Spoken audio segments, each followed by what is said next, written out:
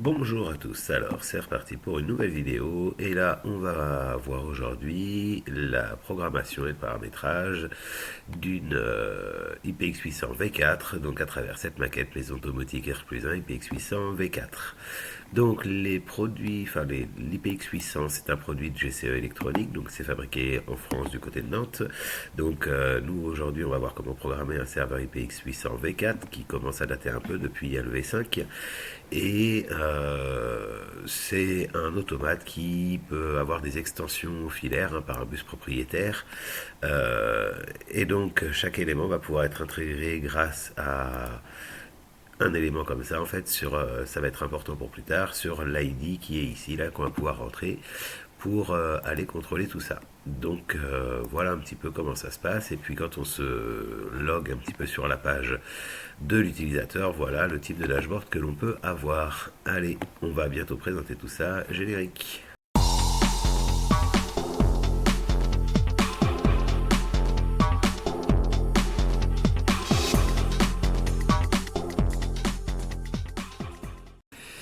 Alors, pour commencer, il va falloir se connecter à la carte IPX800 V4, donc qui est un serveur web embarqué. Donc, il s'avère que sur notre installation, l'adresse IP c'est 192.168.102.62 pour notre carte. Maintenant, si jamais vous la connaissez pas, donc il existe plusieurs petites choses. Il y a d'autres vidéos pour retrouver les équipements sur un réseau. Mais il faut savoir qu'elle a un DNS embarqué. Donc si vous tapez IPX800 minuscule comme ça, underscore V4 slash, vous arriverez directement sur l'interface. Donc quand on arrive sur une interface au tout début, on a un dashboard complètement vierge comme ça et il va falloir commencer par aller sur le mode administrateur. Bien évidemment, un peu plus tard, on verra comment faire pour mettre un mot de passe sur ce mode administrateur. Tout d'abord, ce qu'il va falloir faire, c'est configurer le système. Donc par rapport à tout ça, il va falloir ajouter tous les éléments qu'on peut voir ici par ces fameuses ID dont je vous ai parlé tout à l'heure. Donc on va rentrer les différents éléments. Donc l'IPX800V4, il n'y a rien besoin de rentrer. On a un module X Inocéan, donc lui il sert à faire du radio sans fil, sans pile avec le protocole Inocéan. Lui il n'a pas d'ID. Après on a un XDimmer qui est ici, là on voit l'ID qui est ici, donc on va pouvoir ajouter le premier périphérique, à savoir le XDimmer. Là, ce qu'il va falloir faire, c'est aller dans XDimmer, qui servira à faire de la variation de lumière. Son ID au XDimmer, c'est sur dans notre installation, c'est 0A00023D. Donc là, j'ai plus qu'à le sauvegarder. Et je vais pouvoir retourner en arrière. Sur la photo, on voit qu'après ici j'ai un XPWM qui va me servir à faire en fait par exemple de la gestion de bandeaux de LED ou en tous les cas de la gestion de LED directement en 12 volts. Donc du coup ici je vais pouvoir aller ajouter du XPWM. Pareil, donc là on voit qu'on peut aller jusqu'à deux modules XPWM ici. Donc son ID c'est le 4001AA B3. Et là je vais le sauvegarder. Et je vais aller faire le retour et ainsi de suite. Et donc je vais faire ça pour tous les équipements. Donc là pour aller sur la maquette, j'ai du XDMX qui n'a pas d'ID, j'ai du X4FP, donc ça c'est la centrale fil pilote avec 4 zones, j'ai la centrale 4 volets roulants qui peut gérer jusqu'à 4 volets roulants différents, j'ai ici un X-Display qui est un petit afficheur à programmer, et j'ai ici un XTHL qui est une sonde de température, humidité et luminosité.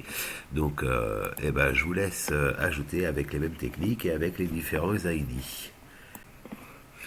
Alors là, ça va se compliquer un petit peu parce qu'on va passer sur le module XDimmer. Et donc sur le module XDimmer, il va falloir qu'on retourne sur le plan. Donc on avait dit que la L2.1 c'était pour la chambre 1 et la L2.2 c'était pour la chambre 2, donc respectivement le canal 1 et le canal 2.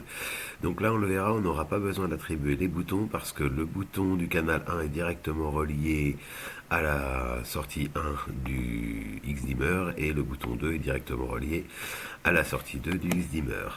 Donc pour ça, maintenant on va retourner sur la page de configuration, on va aller sur le module XDimmer et là ça va être un peu plus compliqué, ce qu'il va falloir modifier. rentrer dans le mode configuration et dessus on va pouvoir mettre des seuils haut et bas pour du type halogène derrière ou du type LED. Donc le type LED en général, le seuil bas on va le mettre à 10%, le seuil haut on va le laisser par défaut. On va pouvoir aller nommer notre canal, donc on a dit que ça c'était la chambre 1. On avait dit que le canal 2 c'était de la chambre 2. Là, au niveau de la type de charge, c'est du mode LED. Et donc là, on va pouvoir sauvegarder. Maintenant, c'est pas la seule configuration parce que il va falloir aller voir un petit peu dans le manuel, un petit peu plus loin. Hop, là, si on revient ici. Donc, ce qu'il va falloir voir, c'est que là, derrière, il va falloir aller configurer si c'est du leading edge ou du trailing edge. Alors, qu'est-ce que c'est que ces deux petites choses-là?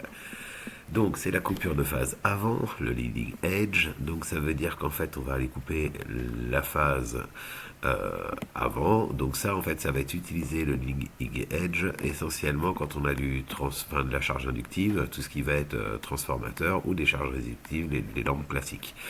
Si jamais on veut faire de la LED, ici, donc avec des transformateurs électroniques ou des drivers LED, là on va faire plutôt du trailing edge. Et ça, il va falloir aller le configurer directement sur la carte. Donc attention à faire complètement hors tension, mais ça sera avec ces petits cavaliers là. Donc nous, il faudra aller s'assurer que pour faire du trailing edge, il faudra que le curseur soit en bas. Donc il faudra aller vérifier que sur le canal 1 et 2, vu que nous on est en LED, il va falloir, donc on est sur la LED variable, hein, il va bien falloir aller mettre les deux petits cavaliers en bas sur la carte directement.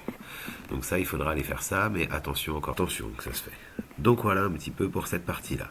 Une fois qu'on a fait ça, donc je vous laisserai faire avec le plan tous les réglages sur les différents éléments. Et maintenant, on va passer à la dernière chose qui sont les scénarios, parce que tout ça, ça marche pas automatiquement.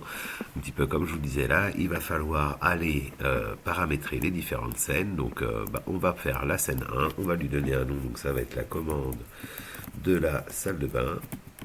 SDB.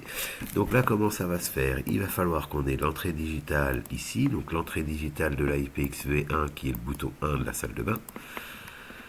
Lui, il va faire du switch, qui est le mode télérupteur, du relais de la carte Xdimmer, donc de la salle de bain. Il va commander celui-ci en mode télérupteur. Et là, je sauvegarde ma première scène. Et là, quand on va voir sur la maquette, derrière, on a bien maintenant notre bouton 1 qui commande la salle de bain.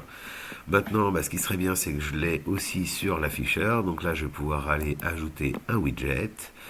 Au niveau du widget, je vais ajouter un bouton on-off que je vais trouver ici. Le texte on, par exemple, ça va être celle SDB on. Le texte off, ça va être SDB off. Et là, l'icône, ça va être juste un bouton on-off, voilà, par exemple ici. Le produit, c'est bien sur la IPXV4. Le relais que je vais commander, c'est bien la salle de bain 2.5. Est-ce que je le contrôle? Oui. Et là, je sauvegarde. Donc là, ici, hop, je vais pouvoir aller le régler ici et puis par exemple dire que ça, c'est le widget d'éclairage. Donc, on va être ici. Si je veux rajouter quelque chose pour aller faire de la variation, par exemple, je vais aller choisir un slider Xdimmer. Donc là, ça va être la chambre 1, par exemple. C'est le Xdimmer 1. Je prends le canal chambre 1 et je fais sauvegarder ici. Et là, je vais avoir tout ça. Eh bien, par rapport à la première image de la vidéo que vous avez eue, je vous laisse tout paramétrer et essayer de vous retrouver avec un dashboard à peu près identique à celui que vous avez pu voir au début, au moins au niveau de l'éclairage, de l'affichage de la date, de l'heure et ainsi de suite. Et voilà, c'est fini pour cette vidéo.